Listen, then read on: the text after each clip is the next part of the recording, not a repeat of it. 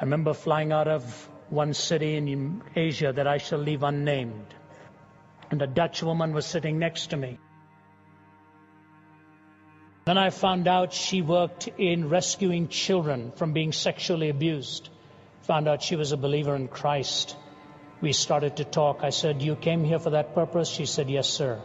I said, "Were you successful?" She said, "Mr. Zacharias, last night I saw the most hellish thing I had ever seen." She said, "In this city that we have just left, there's a part of the town called Snake Alley, where men come at the end of the day and they do all of their heinous acts at their request, and they pay for it. They come and drink a concoction of hard liquor and snake's blood that ravages the mind till they have lost any sense of reason." And she said, "I literally had to tear away from the arms of one man a little 18-month-old baby girl that he was sexually devastating and destroying." 18-month-old baby girl. You tell me there's no such thing as evil? You want to call it deviance, aberrant, a slip? Jesus looked at it and called it for what it was, the heinousness of sin. And here's the Lord of glory, of whom it was said that he was born of the flesh, as it were, and incarnate in this way, for he shall save his people from their sins. Have you seen your own heart? Have you seen your own heart? The Bible says we have all sinned and come short of the glory of God. Have you seen your own heart before Jesus Christ?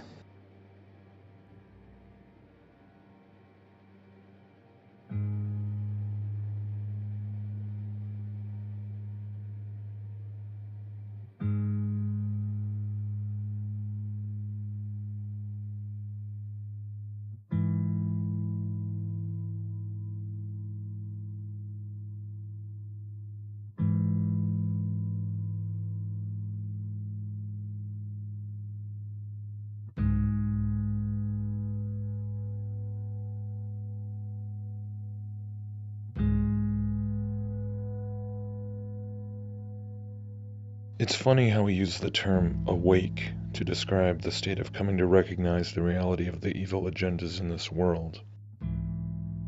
Recognize various conspiracies, the New World Order agenda, those nefarious elites, the Illuminati, the whole satanic control system. But in truth, such realizations are not the benchmark of awakening. Because embedded within the denunciation of all those agendas is the underlying assumption that there is such a thing as evil in the first place, that there is such a thing as objective moral transgression, a true violation of humanity. And this is what so many people do not go so far as to ponder. They learn about the powers that should not be. They learn about the fraud that is at the heart of the economic system, the corruption within our so-called democracies, the poisoning that is going on with our food supplies and our water sources and even the air we breathe. They might get angry upon learning that NASA are lying to everyone along with every other space agency, faking an entire history of moon landings and Hubble photos and an entire Copernican Newtonian universe that doesn't even exist. The reaction to learning about such unsettling realities is almost unanimously the same, no matter who it is. The conscience screams in disgust, outrage, indignation. These things are that which simply should not be. But therein lies the question, that so many of these allegedly awake men and women suddenly do everything in their power to evade, to ignore, to deflect. The question is simply that of why. Why are these things undeniably evil? What defines evil What defines good? While our consciences collectively scream at the crimes against humanity being done by those in positions of wealth and power, when it comes to the matter of our own moral situation, suddenly the screams dull to a faint whisper. We even try to silence it altogether, if we can. And this drive to ignore the evil in our own hearts is really what lies behind all the deception going on in the world today. All the conspiracy, all the wars, all the lying and stealing, the raping, the destruction. But of course, the superficially awake do not accept this.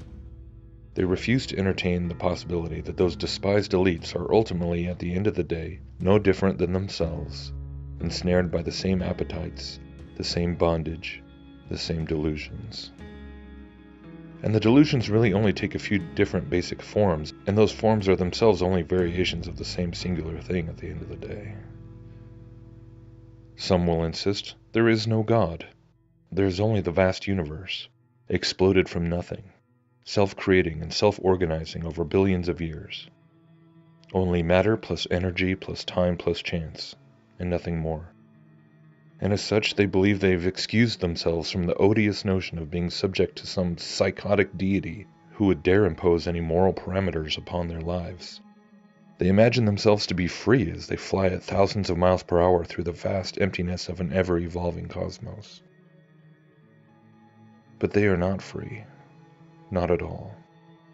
For in reducing everything to the mechanistic determinism of scientific materialism, freedom comes at the cost of being free of any meaning, any morality, any purpose. In the cold, impersonal universe of cosmic evolution, there is no design, no plan, no blueprint, no expectations. Life itself cannot even be regarded as having any more value or significance than non-life. All is nothing more than matter and energy, molecules and galaxies, colliding and repelling, forming and dissolving, organizing and dispersing, endlessly. And in such a cold universe, there is no way to call anything evil, no basis upon which to object to anything at all, because in such a universe, the desecration of a child is just another temporary random mechanical combination of matter and energy, no more or no less meaningful than a wave crashing on the shore, or a branch falling from a tree. It is a meaningless, hopeless, mechanistic worldview that ultimately renders the individual and humanity as a whole completely worthless.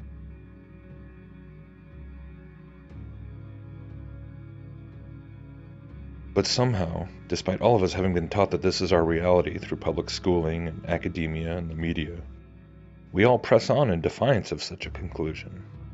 We all persist, as though we are not worthless, as though we do have meaning and purpose, and as if there is some basis for right and wrong, despite the complete lack of any basis for such a thing being presented in the construct of scientific materialism.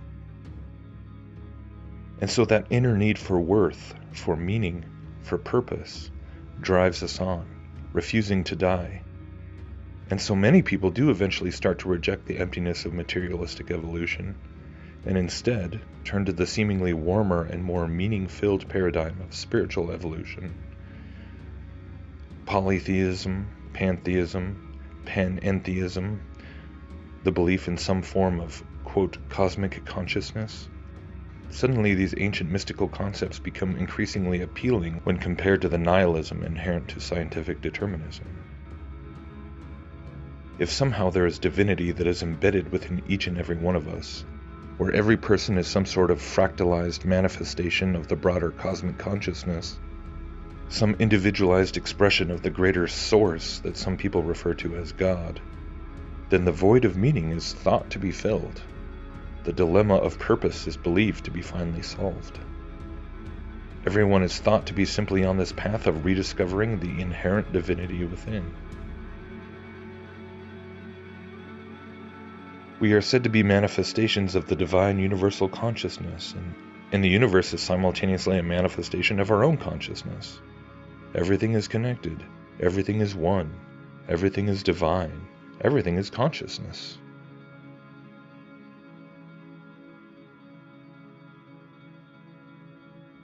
But there is still that pesky little problem of evil.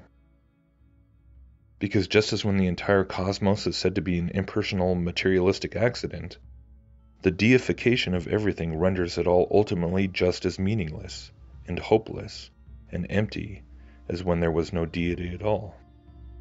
Just as when you can't say that any given mechanistic process is any more objectively good or evil than another, how can you actually argue that any specific manifestation of the divine consciousness is any more objectively good or evil than any other?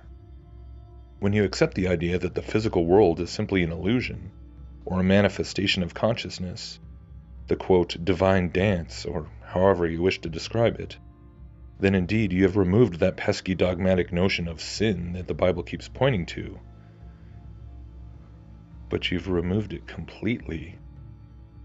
Not just from intruding upon your own life, but from any circumstance, anywhere.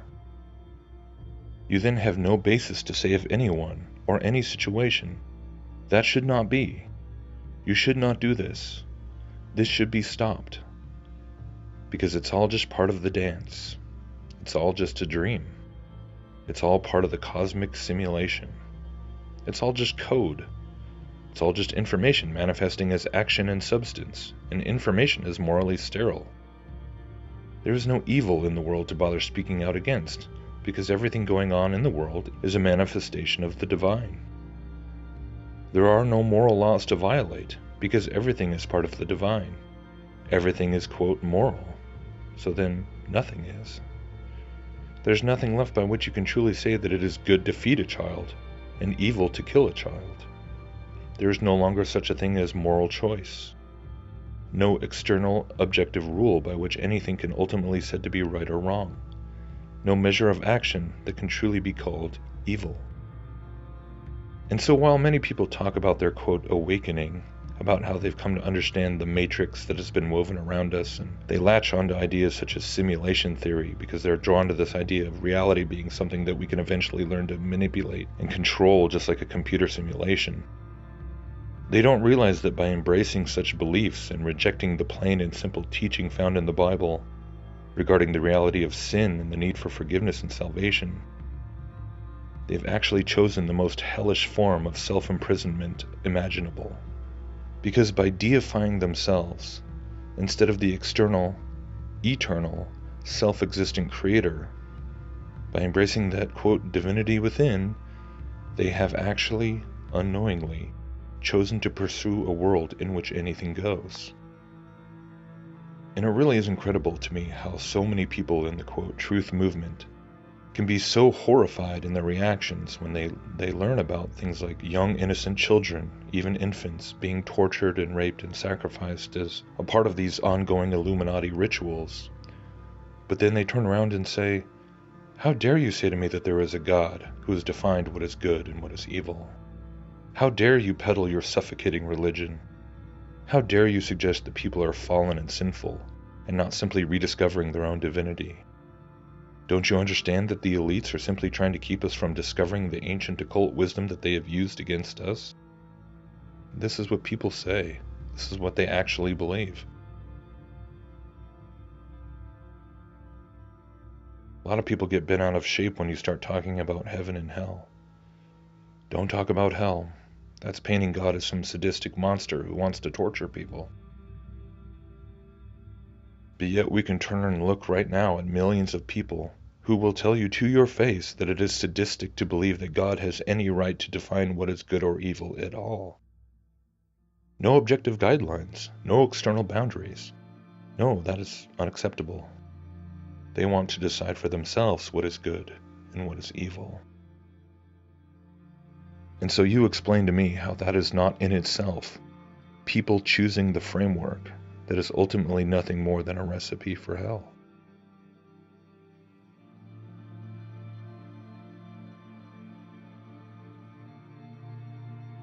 Being awake does not simply mean you wake up to the reality of things like false flag attacks, or the Rothschilds and the Rockefellers, or the push for a one-world government, etc. You are still not awake until you wake up to the reality of sin in your own heart. You are not awake until you recognize that we react to evil in the world because it is objectively evil, that it is a true transgression against a real moral law that was put in place by a real God. If you deny a real external personal God, who alone has the authority to dictate the difference between righteousness and evil, between light and darkness, then you have denied any legitimate basis to think anything is wrong at all, with anyone, anywhere, period. Evil is real, because sin is real, just as Jesus says it is. But the most beautiful truth of all is that the reality of Jesus Christ and what he accomplished at the cross supersedes the guilt that we all carry. We can be forgiven. We can have new life. We can have hope. We can have peace, even while the rest of the world continues falling to pieces, as it chases its delusion of creating some type of humanist utopia, where it defines morality for itself, and thus plunges itself deeper and deeper into a complete moral wasteland, a true hell on earth. Your own conscience testifies to the fact that good and evil are objective realities, and not subjective projections. I implore anyone listening to this who has thus far written off the Bible and the person of Jesus to stop and ponder this, and ask yourself why this is so.